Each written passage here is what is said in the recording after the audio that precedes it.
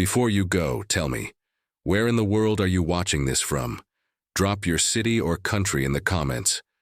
I want to know how far these forgotten stories are reaching. And if this story made you stop and think, even for a moment, hit that subscribe button. The static came first.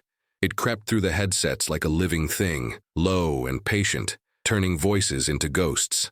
Tommy Callahan stood at the base of the communications tower, one hand pressed against cold steel, the other gripping a voltage tester that told him nothing useful. Above him, 300 feet of latticed iron stretched into gray English sky. Somewhere up there, a connection was dying. September 17th, 1944. RAF Bassingbourn, 1430 hours. The wind smelled like rain and aviation fuel. Across the tarmac, ground crews swarmed around B-17s being prepped for the afternoon sortie. Part of Market Garden, the massive airborne push into Holland.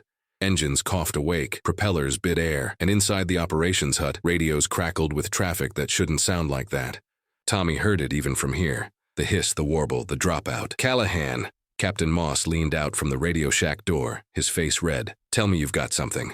Tommy shook his head. Checking the tower feed now, sir. Check faster. We've got 3 groups stacked and waiting for recall clearance.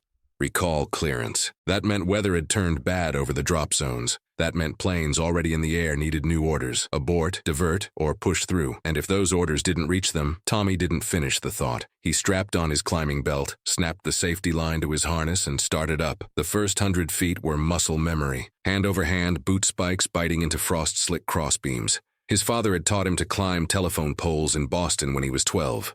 Don't look down, don't think, just move. The Signal Corps had liked that on his intake form. Experienced lineman. They didn't ask if he was afraid of heights. He was, every time. At 200 feet, the wind hit harder. His fingers were already numb inside his gloves. Below, the airfields spread out like a scale model. Runways, hangars, parked bombers with their noses pointed east. Tiny men moving between them. He could see the operations hut, smoke rising from its chimney. Captain Moss was probably pacing inside, snapping at radio operators who couldn't fix what was broken, because the system was broken. Tommy had known it for weeks. The relay station, the centralized hub 15 miles northwest at Alconbury, was designed for peacetime traffic, clean conditions, low volume. But Market Garden had dumped 60 simultaneous channels onto a system built for 40. The switchboards couldn't handle it. The wires couldn't handle it. And now, when it mattered most, the whole network was choking. At 270, Tommy reached the relay junction box. He pried it open with frozen fingers. Inside, everything looked fine. Connections tight, insulation intact, voltage reading normal, but the sound. He pressed his ear close to the wire bundle. There, faint, beneath the wind. A hum that wasn't right. Not the clean 60-cycle tone of healthy current. This was irregular, pulsing, like a heartbeat skipping, overload. Somewhere in the miles of wire between here and Alconbury, the system was cooking itself from the inside. Too much current, too little capacity. The insulation would start to fail. Then the connections. Then, a burst of static exploded from his belt radio. Callahan, we just lost contact with the 91st. Do you copy? We've lost the 91st. Tommy's stomach dropped. The 91st Bomb Group, 18 B-17s, already airborne, already over the channel. He keyed his radio. Copy, I'm at the junction. It's not the tower, it's the relay system. It's overloaded. Can you fix it? Tommy stared at the wire bundle, at the junction box with its 30-year-old British ceramic insulators, at the system that was never designed for this. No, sir. Silence on the radio. Then, say again. I can't fix it. Not from here. The whole network's failing. More silence. Tommy could picture Moss's face, the way his jaw would tighten. Then what do we do, Sergeant? Tommy didn't answer, because the truth was, nothing. They could do nothing. The system was failing, and there was no backup, no redundancy, no plan B. 300 feet below, engines roared, another group preparing for takeoff, and somewhere over the cold North Sea, 18 bombers flew in formation, waiting for a voice that would never come. Tommy closed the junction box. His hands were shaking, not from cold, but from something else. Recognition, maybe, or rage, because he'd seen this coming. He'd tried to warn them, and now men were going to die because someone, somewhere, had decided that the manual was more important than the mission. He started climbing down, slowly, carefully, but in his mind, he was already drawing lines on a map, tracing routes through hedgerows and farmland, counting junction points and calculating distances.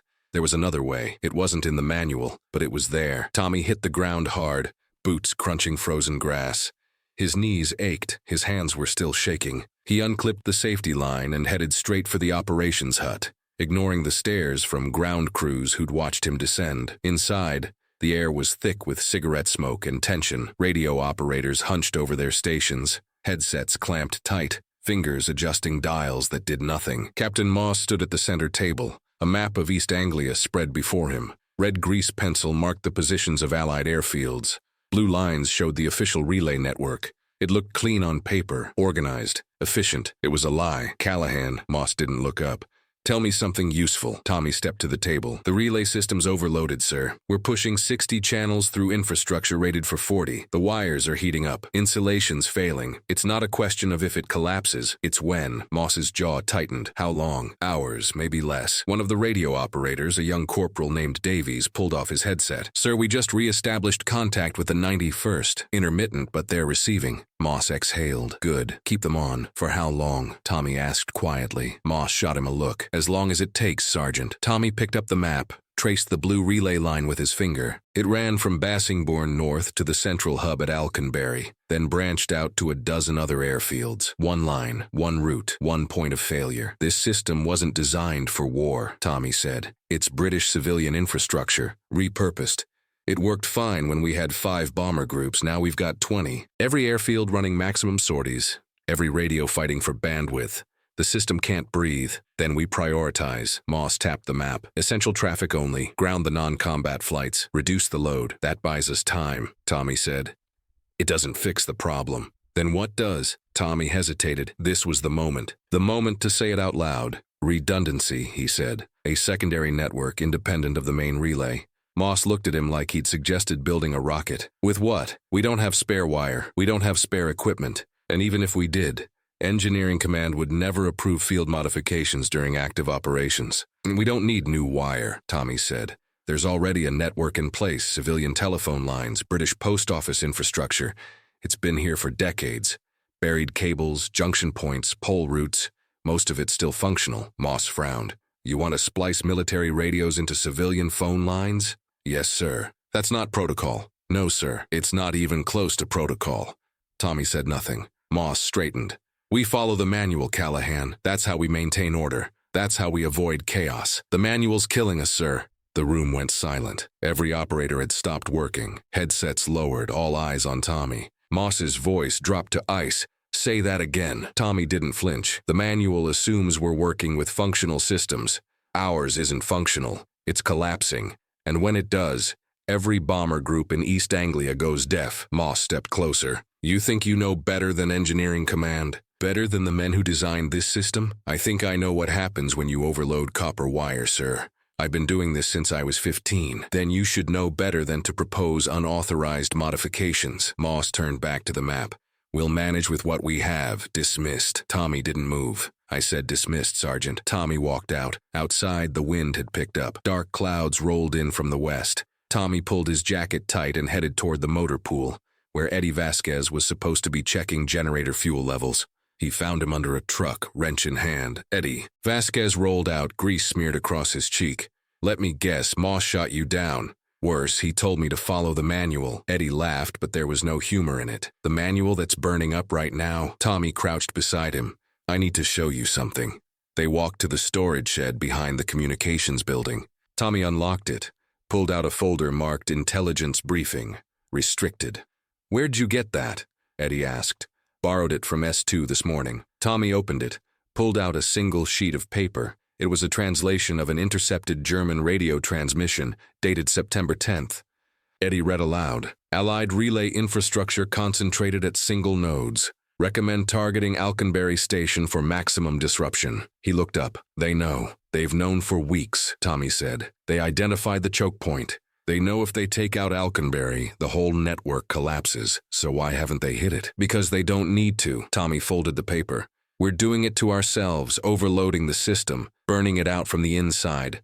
All they have to do is wait. Eddie stared at the paper, then at Tommy. What are you going to do? Tommy didn't answer right away. He looked out at the airfield, at the bombers lined up like sleeping giants, at the sky where somewhere above the clouds, men were flying blind. I'm going to build it anyway, Tommy said quietly. Without authorization, without permission. Eddie wiped his hands on a rag. You'll get court-martialed. Maybe. Definitely. Tommy met his eyes. You want to help or not? Eddie thought for a long moment. Then he sighed. When do we start? Tonight. Boston, 1935. Winter. Tommy was 13 when his father first took him up a telephone pole. They were standing on Hanover Street in the North End, frost coating the cobblestones, their breath steaming in the pre-dawn cold. Above them, a wooden pole stretched 40 feet into gray sky, crossbars loaded with wire. You scared? His father asked. Tommy looked up at the pole, at the ice glazing the wood. No, sir. Liar. His father smiled. That's good. Means you're smart. James Callahan was a union lineman for New England Telephone, 30 years on the job. Hands like leather, voice like gravel. He wore his union badge pinned to his canvas jacket every day, rain or shine. Local 2324 stamped in brass, worn smooth from handling. He strapped the climbing belt around Tommy's waist, checked the buckle twice. Listen to me. You don't climb with your arms. You climb with your legs. Spikes bite, weight shifts. Hands guide. Understand? Tommy nodded. And when you're up there, you don't think about the ground. You think about the wire. Tommy climbed. Slowly, awkwardly, but he climbed. At the top, wind whipping his face, Boston spread below like a gray blanket. His father called up. Now listen. Tommy pressed his ear close to the bundle of telephone wires. At first, nothing, just wind. But then, there, a hum, low and steady, like a distant engine. The sound of electricity moving through copper, of voices compressed into current traveling beneath the insulation. You hear it? His father shouted. Yes, sir. That's 60 cycles. Clean power. That's what you want. If it buzzes, if it crackles, if it goes quiet, that's trouble. The wire's talking to you, Tommy. You just gotta learn the language. Tommy listened, and he learned. By 1941, Tommy was 24 and working full-time for the telephone company. He could splice a connection in the dark. He could identify a fault from a quarter-mile away just by the sound. He could read voltage with his fingers and calculate resistance in his head. His father retired that spring, handing over his union badge at the ceremony. Tommy kept it in his breast pocket. Even though he'd earned his own, it felt wrong to leave it in a drawer. Then Pearl Harbor happened, December 7th, Sunday morning. Tommy was replacing a junction box on Beacon Hill when someone ran out of a house shouting about the radio. By noon, everyone knew. By evening, the city felt different, quieter, tighter. Tommy enlisted the next morning, not because he was angry, though he was. Not because he wanted adventure, he didn't. He enlisted because he understood something most people didn't. Wars were fought with guns and bombs, yes, but they were won with communication, messages, orders, coordination. Someone had to keep the wires working. The Signal Corps welcomed him. They saw a lineman on his intake form and sent him straight to training. 6 weeks at Fort Monmouth, New Jersey. Radio theory, field wire installation, switchboard operation. Most of it he already knew. What he didn't know was war. France, July 1944. Tommy learned fast. He learned that wire doesn't stay buried when artillery hits, that radios fail in the rain, that you can't splice a connection when your hands are shaking from fear or cold or exhaustion. He learned to work through it anyway. Normandy, hedgerow country, narrow roads and stone walls. Tommy strung wire from command posts to forward positions, crawling through mud while machine guns chattered in the distance. He repaired breaks under fire. He spliced connections in ditches while mortars screamed overhead. And he learned to listen, not just to the wire, to the rhythm of the war itself, the patterns, the way communication flowed when things were working, and the silence that fell when they weren't. He learned that silence killed more men than bullets, because when the radios went dead, when the field phones stopped working, units became isolated, cut off. Commanders made decisions without information. Artillery fired on friendly positions. Men died because a message didn't get through. Tommy hated the silence. So when he arrived at Bassingbourn in September, assigned to the communications section, and saw the relay system straining under Market Garden's weight, he recognized the pattern. The system was breaking, and when it broke, men would die in that silence. Present day, September 23, 1944, RAF Bassingbourn, RAF. Tommy sat on his bunk, his father's Union badge in his palm.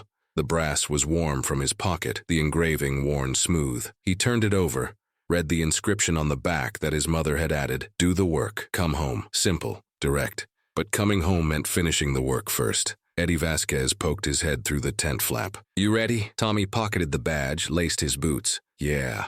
They moved through the camp under darkness. No moon tonight. Perfect. Tommy carried a canvas bag loaded with tools. His father's Klein pliers, a voltage tester, climbing spikes, insulated gloves. Eddie had a coil of scavenged wire over his shoulder, salvaged from a damaged supply truck. They reached the tree line at the edge of the airfield.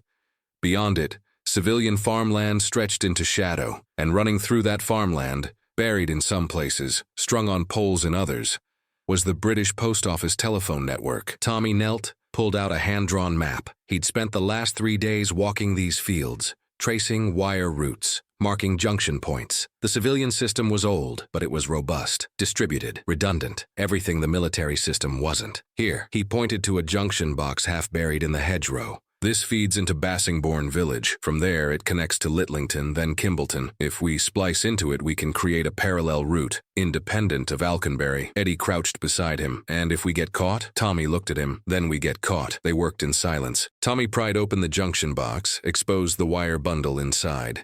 Clean copper, thick insulation, good quality. He tested voltage, live, but low traffic. Civilian calls only, nothing that would interfere. He pulled the military field wire from Eddie's coil, stripped the insulation, twisted the copper strands together. His hands moved automatically, muscle memory from 1,000 repairs. Splice, wrap, seal. The connection was clean. He closed the box, covered it with dirt and leaves. One down. Eddie exhaled. How many more? Tommy looked at his map. At the dozen junction points marked between here and Kimbleton. All of them. They worked for 3 hours that night. 4 junction points spliced. Wire routed through hedgerows where it wouldn't be seen. By 0200, they were exhausted. Tommy was finishing the 4th splice when he heard it. Not with his ears, with his fingers. The wire was humming. He pressed his hand against the copper, felt the vibration. Clean, steady. 60 cycles. It's live, he whispered. Eddie stared. You sure? Tommy smiled for the first time in days. I'm sure. Somewhere in the darkness, a message was moving. Not through the official network. Not through Captain Moss's manual. Through Tommy's wire.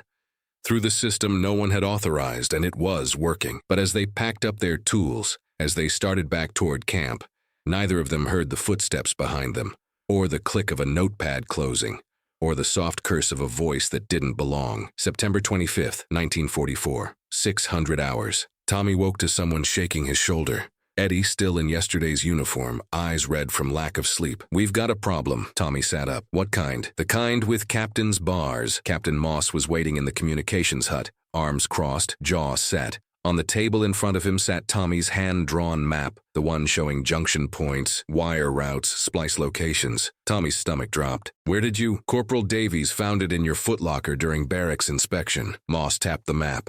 Want to explain this, Sergeant? Tommy said nothing. Moss leaned forward. You've been splicing military communications into civilian telephone infrastructure, without authorization, without clearance, without so much as a request form. Yes, sir.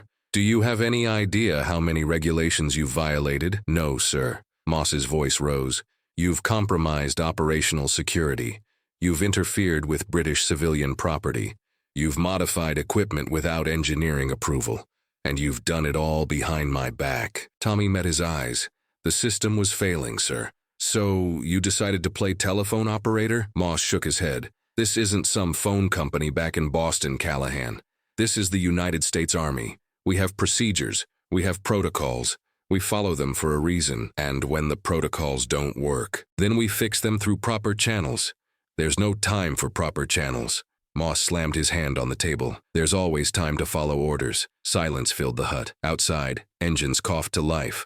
Morning sorties preparing. Moss folded the map, tucked it into his jacket. You're relieved of communications duty. Effective immediately. Report to the motor pool. Maybe changing oil filters will keep you out of trouble. Sir, dismissed, Sergeant. By noon, the entire base knew. Tommy walked past a group of radio operators outside the mess tent. One of them, a staff sergeant named Willis, called out, Hey, Callahan, need help hooking up the base telephone? Maybe we can call your mom, ask her how to run a war. Laughter followed him. In the motor pool, a lieutenant made a show of handing him a grease rag. Callahan, right? Heard you're good with wires. Think you can handle a spark plug? More laughter. Even Eddie, loyal Eddie, looked uncomfortable. They're calling it phone company tricks, Tommy. Moss told everyone you tried to rewire the war with civilian gear. Tommy didn't respond. He just worked, changed oil, rotated tires, kept his head down. But at night, alone in his bunk, he pulled out the map, the copy he'd kept hidden. The network was still there, still live. He'd built enough of it before Moss shut him down. 4 junction points, maybe 5 miles of parallel wire. It wasn't complete, but it was functional, and no one had disconnected it, because no one except Eddie knew exactly where it was. September 27th, 1944. Evening. Tommy was under a Jeep, wrench in hand, when Eddie appeared. "You need to see this." They walked to the far edge of the airfield, where the old barn stood, the one Tommy had used as a staging point for wire storage. Inside, hidden beneath tarps and empty crates, was the switchboard, a modified BD-72, salvaged from an abandoned farmhouse 2 miles east. Tommy had spent 3 nights rewiring it, adapting civilian telephone connectors to military radio frequencies. It wasn't pretty. The casing was cracked. The wiring looked like a bird's nest, but it worked, or it had. Now the board was dark, silent. "What happened?" Tommy asked. Eddie pointed to the input lines. "Someone cut the feed. Clean slice." "Professional." Tommy knelt, examined the wire. Eddie was right. This wasn't weather damage or animal interference. Someone had deliberately severed the connection. "Moss?" Eddie shook his head. "He doesn't know where the board is. No one does except us." Tommy's jaw tightened. "Then who?" They stood in silence, staring at the dead switchboard. Outside, the wind picked up. Somewhere in the distance, thunder rumbled, and then Tommy heard it. Faint, almost inaudible. A hum. He pressed his ear to the severed wire. The hum was still there, upstream beyond the cut. The network was still live. The problem wasn't the system, it was the connection. "Eddie, get me the splice kit." "Tommy, if Moss finds out..." "He won't." Eddie hesitated, then retrieved the canvas bag from the corner. Tommy worked fast. Stripped insulation, twisted copper, wrapped the joint in rubber coating salvaged from bicycle tires, waterproof, flexible. The splice was rough, but it held. He connected the repaired line to the switchboard, through the main switch. For 3 seconds, nothing. Then the board hummed to life. Indicator lights flickered. The receiver crackled. Eddie exhaled. Jesus. Tommy picked up the handset, dialed into the network. Static, then a voice, clear, steady, unmistakable. "A radio operator from RAF Kimbolton, 8 miles away. Reading you clear. Repeat, reading you clear. Whoever's on this line, you just saved our bacon. Official relay's been down for an hour." Tommy's hand tightened on the handset. The system worked. Not theory, not hope. It worked. But as he set the handset down, as relief flooded through him, he heard something else. Footsteps, outside the barn, close. Eddie killed the lantern. They stood in darkness, listening. The footsteps stopped. A shadow passed across the gap in the barn door. Then a voice, low and familiar. "I know you're in there, Callahan. Captain Moss." The door swung open. Moss stood silhouetted against the twilight, flashlight in hand. He swept the beam across the barn, over the switchboard, the wire coils, the splice kit. His face was unreadable. "How long has this been operational?" he asked quietly. Tommy straightened. "Since tonight, sir. And before I shut you down, 4 days. Moss stepped closer, examined the switchboard. He reached out, touched one of the connections. "This is civilian equipment. Modified for military use, sir. Without authorization." "Yes, sir." Moss turned, looked at Tommy for a long moment. Then he pulled something from his jacket, a folded piece of paper. He set it on the switchboard. Tommy recognized it immediately. His disciplinary report, signed, dated. "I was going to submit this tomorrow," Moss said. "Formal charges, court-martial recommendation, past tense." Tommy said nothing. Moss tapped the switchboard. "Then tonight, the official relay went down, completely. Alconbury's been offline for 90 minutes. Every airfield in East Anglia went dark." He paused. "Except Kimbolton. They stayed up, clear signal, no interruption." Moss looked at Tommy. "Want to tell me how that's possible?" Tommy glanced at the switchboard, at the wire running out through the wall, into the hedgerows, toward the junction points no one else knew about. "Phone company tricks, sir." Moss almost smiled, almost. He picked up the disciplinary report, held it for a moment, then tore it in half. "I didn't see this," he said. "I didn't see you. I didn't see any of this." He turned to leave, then stopped at the door.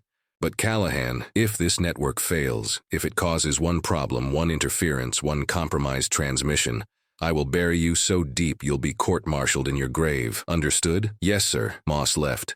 Eddie let out a breath he'd been holding for a full minute. "Did that just happen?" Tommy stared at the torn report on the floor. "Yeah," he said quietly. "It just happened." But outside, in the darkness beyond the barn, the wind was picking up, storm clouds rolling in from the North Sea. And somewhere in the wire, buried beneath hedgerows and farmland, a connection was starting to hum in a way it shouldn't. Not 60 cycles, something else, something wrong. September 29th, 1944. 22:30 hours. The storm came fast. Rain hammered the barn roof like machine gun fire. Wind tore at the walls, whistling through gaps in the wood. Inside, Tommy sat hunched over the switchboard, headset clamped tight, listening to the network sing. Except it wasn't singing anymore, it was screaming. The hum he'd heard earlier, that wrong, irregular pulse, had grown into a full distortion. Static bled through every channel. Voltages spiked and dropped without pattern. Something in the system was failing, but he couldn't pinpoint where.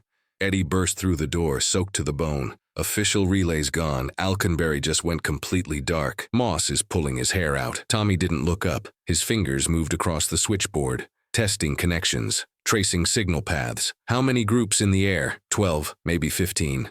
Night reconnaissance over the Ruhr. They're supposed to get recall orders at 2300. Tommy checked his watch. 28 minutes. Can they reach them? Eddie shook his head. Not through official channels. Everything's down. Tommy's jaw tightened. He flipped a switch, routing power through the unlisted network. The board hummed. Indicators flickered. Then half of them died. Damn it. He grabbed the voltage tester, traced the power line. We're losing current. Something's pulling too much load. Where? I don't know. Outside, lightning split the sky.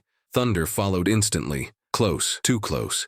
Tommy felt it in his chest, in the wire beneath his fingers, and then he understood. The church, he said. Eddie blinked. What? St. Peter and Paul, Bassingbourn Village. I routed wire through the bell tower last week, highest point in the area. Good relay position. He stood, grabbed his climbing gear. Lightning's hitting the tower. The wire's acting like a ground rod. It's draining the whole system. You're not going out there. I have to disconnect it. Tommy, that's a quarter mile in a lightning storm. Then you'd better stay here and keep the board running. He was out the door before Eddie could argue. The rain was blinding. Tommy ran across the airfield, boots splashing through mud, lightning turning the world white every few seconds. His climbing spikes dug into the earth with each step. The wind tried to knock him sideways. He reached the village in 8 minutes. The church loomed ahead, stone spire stretching into the storm. At the base, the junction box was half buried in mud. Tommy dropped to his knees, pried it open. Inside, the wires glowed faintly, not from electricity but from ionization. The air around them shimmered. His voltage tester screamed when he brought it close. 1500 volts, maybe more. If he touched it wrong, if the insulation failed, if lightning struck while he was connected, he didn't finish the thought. He pulled on double-layer rubber gloves, the thick ones his father had given him for high-voltage work. They were old, cracked in places, but they'd have to do. He reached into the box. His fingers closed around the main feed wire. It vibrated in his grip, alive with current. He traced it to the splice point. There, the connection he'd made a week ago, wrapped in bicycle tire rubber. He pulled his knife. Lightning struck a tree 50 yards away. The explosion of light and sound made him flinch. The knife slipped. The blade nicked the insulation. Sparks erupted. A flash of heat seared his palm through the glove. Tommy jerked back, breath catching. His hand throbbed, but the glove had held. Barely. He steadied himself, gripped the wire again. This time he didn't rush. He positioned the blade carefully, pressed down. The wire split clean. Instantly the glow died. The hum vanished. The voltage dropped to 0. Tommy exhaled, slumped against the stone wall. His hand shook. Rain poured down his face, into his eyes, his mouth. But the system was safe. He ran back. Eddie met him at the barn door. It worked. Current stabilized. We're getting clean signal across all channels. Tommy stumbled to the switchboard, pulled on the headset. Static crackled, then cleared. He heard voices, radio operators, pilots, ground control, all on the unlisted network, all alive. He checked his watch. 22:57 hours, 3 minutes. Eddie, route this through to Moss's station. He needs to hear it. Tommy, if you do this, if you open this channel, everyone's going to know. Moss, command everyone. There's no hiding it. Tommy looked at the switchboard, at the wire he'd strung through hedgerows and barns and church towers, at the system no one had believed in. I don't want to hide it, he said. I want it to work. He threw the main switch. Operations hut. 22:58 hours. Captain Moss stood at the radio station, fists clenched, listening to dead air. The official relay was gone. No backup, no contingency. 12 bomber groups were flying blind. Then from the speaker, a voice, clear, steady. Bassingbourn Ops, this is Redtail Leader, reading you clear. Repeat, reading you clear. How are you reaching us? Moss grabbed the handset. Red Tail Leader, what's your current position? 70 miles east of target, awaiting recall confirmation. Moss looked at Davies, who shook his head. No signal on the official network. Red Tail Leader, stand by. He stepped outside. Rain lashed his face. Across the field through the storm, he saw light in the old barn. He ran. Moss burst through the barn door, soaked, furious, desperate. Tommy stood at the switchboard, headset on. Routing traffic. You, Moss said. How are you? The Unlisted network, Tommy said. It's operational. You activated it without authorization. Yes, sir. During active flight operations. Yes, sir. Moss stared at him, at Eddie, at the switchboard with its tangle of civilian and military wire, its cracked casing, its impossible, unauthorized, completely functional design. Can you reach all 12 groups? Yes, sir. Can you hold signal for the next 2 hours? Tommy looked at the board. At the voltage readings, the current flow, the network he'd built with scrap and stubbornness. Yes, sir. Moss grabbed the spare headset, plugged it in, then do it. For the next 2 hours, Tommy didn't move. He routed recall orders, weather updates, landing instructions. His hands cramped, his eyes burned, but the network held. Every bomber group received their orders.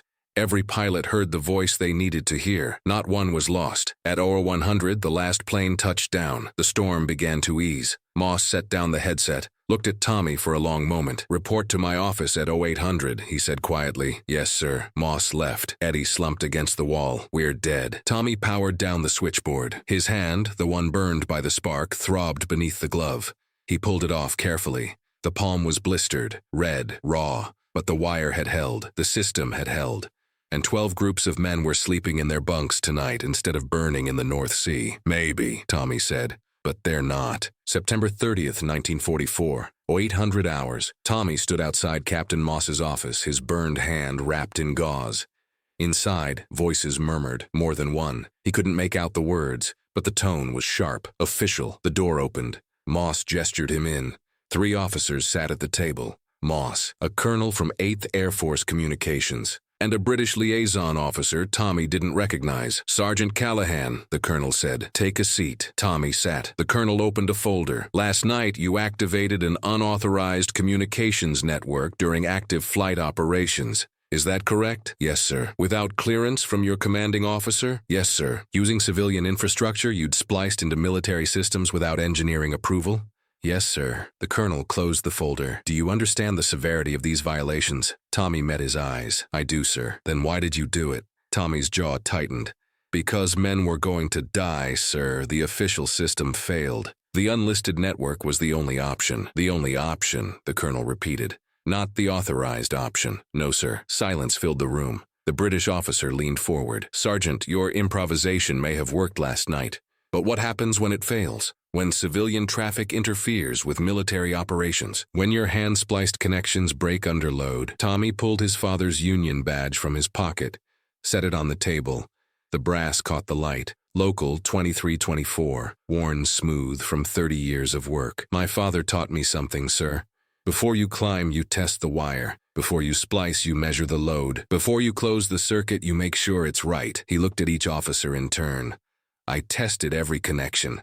I calculated every voltage. I built redundancy into every junction point. That network didn't hold by luck. It held by design. The colonel picked up the badge, turned it over. Read the inscription. Do the work. Come home. He set it down carefully. Sergeant, wait outside. Tommy stood in the hallway for 20 minutes. Through the door, he heard muffled argument. Something about protocol. Something about precedent. Then the door opened. Not Moss. A pilot. Flight Lieutenant Sarah Hendricks, RAF. She'd flown reconnaissance last night. One of the groups Tommy had reached. They're asking for me, she said. I'm testifying. About what? She looked at him with something that might have been gratitude or anger. About the fact that I'm alive. She went in. The door closed.